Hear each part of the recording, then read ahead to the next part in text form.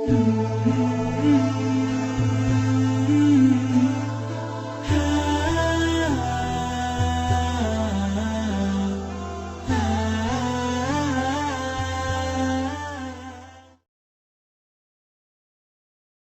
berpikir heran, apa yang mereka kejar ke Palestina? Andai ada orang ingin merebut Irak, masuk akal. Merebut Irak karena banyak sumur-sumur minyak. Andai ada mau ekspansi ke Kuwait, masuk akal, karena sumur minyak di Kuwait banyak. Kenapa kembali ke Palestina? Ada apa? Tanah yang tandus, tanah yang kering kerontang. Mereka ingin membuat sebuah negara dengan keyakinan akan turun Mesias, sang juru selamat yang dijanjikan oleh Tuhan, dengan syarat orang-orang Yahudi mesti kembali ke negeri yang dijanjikan Tuhan. Yang kedua, Mesias sedang menunggu. Mesias melihat ke bawah. Kalau dia tengok di bawah masih banyak gurun pasir, dia tidak mau turun. Dia ingin melihat hijau. Kalau sudah dibentang karpet hijau, baru dia turun ke bawah.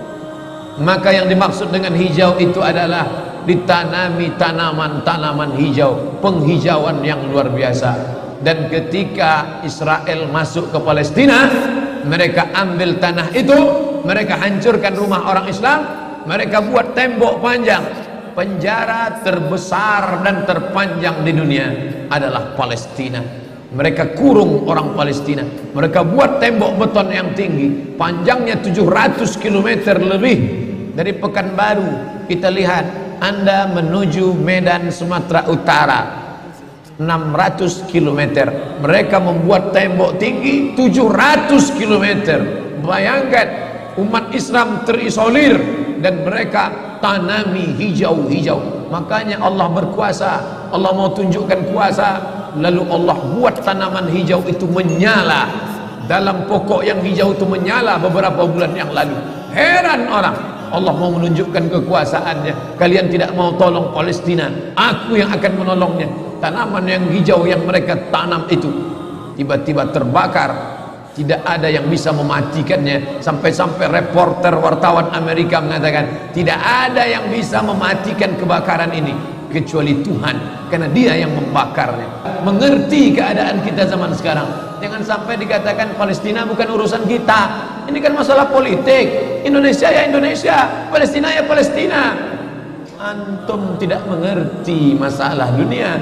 Palestina adalah masalah umat Islam. Subhanalladzi asra bi'abdihi. Maha suci Allah yang sudah memperjalankan hambanya minal masjidil haram, dari masjidil haram, ilal masjidil aqsa, masjidil aqsa. Masjidil aqsa Palestina. Kita yang tertulis dalam kitab suci kita bahwa kita punya ikatan emosional. Kenapa kita tidak yakin itu? Yahudi ajarannya dibuat-buat, ajarannya mitos, tapi mereka punya keyakinan yang luar biasa. Mereka rebut negeri itu, mereka kuasai, mereka hancurkan negeri musuh. Atas dasar apa? Keyakinan bahwa Mesias akan datang. Yang kelima, apa yang mereka lakukan untuk Palestina?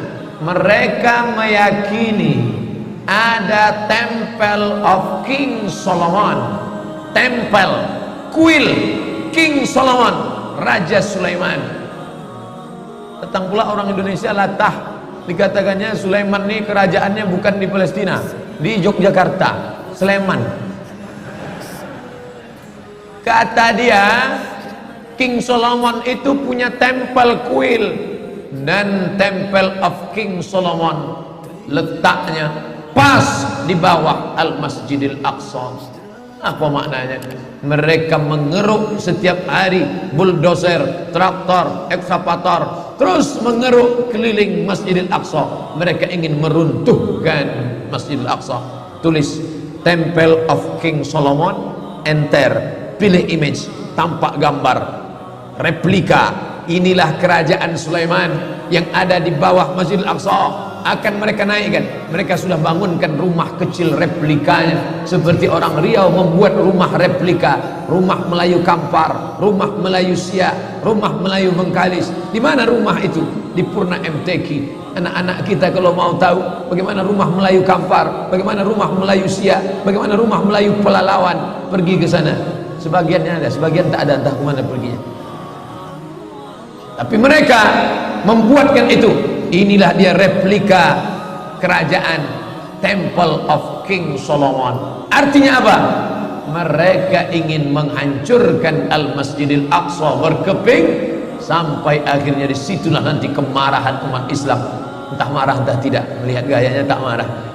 Mengatakan hancur-hancurkanlah, banyak lagi urusan kami sibuk dengan ini. Tapi akan ada hamba-hamba Allah, la tazulu fi ummati ta'ifatun min ummati, akan tetap ada sekelompok umatku yang memperjuangkan agamaku, kata Allah Subhanahu wa taala. Yang terakhir, yang kelima, akan turun Mesias. Kapan itu terjadi? Ketika terjadi perang besar. Sebetulnya dalam agama Islam sudah dituliskan yang dimaksud dengan Mesias itu siapa. Kata Imam Al-Hafiz Ibnu Hajar Al-Asqalani dalam Fathul Bari, yang dimaksud dengan yang dinanti-nanti mereka itu adalah Dajjal.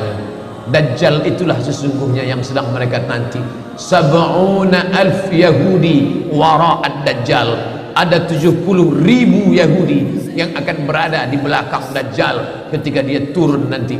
Makanya tiap hari, tiap petang kita berkata, Allahumma inni a'udzubika min adzabi jahannam wa min adzabil qabri wa min fitnatil mahya wal mamat wa min syarri fitnatil masihid Dajjal. Dajjal itulah yang sedang mereka tunggu. Dajjal itulah yang sedang mereka nanti-nantikan. Kita menantikan kedatangan, dia pun juga menantikan akan kedatangannya. Bedanya apa?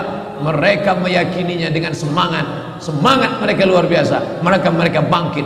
Umat Islam percaya. Padahal tiap hari dia katakan sebelum salam, Allahumma inni a'udzubika min adzabi jahannam wa min adzabil qabri wa min fitnatil mahya wal mamat wa min syarri fitnatil masihid Dajjal.